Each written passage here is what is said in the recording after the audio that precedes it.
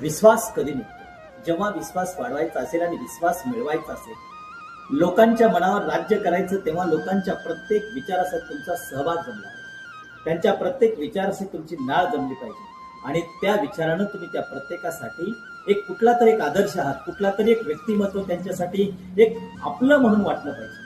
आणि हे जेव्हा तुम्हाला वाटतं तेव्हा प्रत्येक व्यक्ती आपल्यावर विश्वास ठेवतो. विश्वास ठेवण्यासाठी छत्रपती शिवाजी महाराजांनी आपल्या मनातले विचारातले मावळे तयार केले आणि हा विश्वास बुलंद करण्यासाठी तितकाच त्यांच्या प्रती कायम विश्वास ठेवला.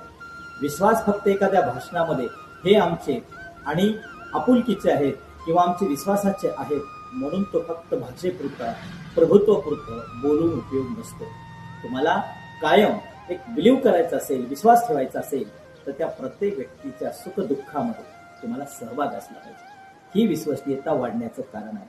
त्याच प्रती प्रत्येक व्यक्ती जेव्हा आपल्याला सुखाच्याच गोष्टी सांगतो आणि दुःखाच्याही गोष्टी सांगतो त्यावेळेस आपण फक्त सुखाच्या ऐकल्यानं आपण एखाद्याचे प्रिय होत नाही किंवा त्याचा विश्वास बसत नाही. तर आपल्याला त्या व्यक्तीच्या प्रत्येक सुखदुःखाच्या गोष्टी आपण ऐकल्या पाहिजे. तेव्हा ते नातं विश्वसनीय बनतं आणि त्यावेळेला विश्वास वाढत असतो.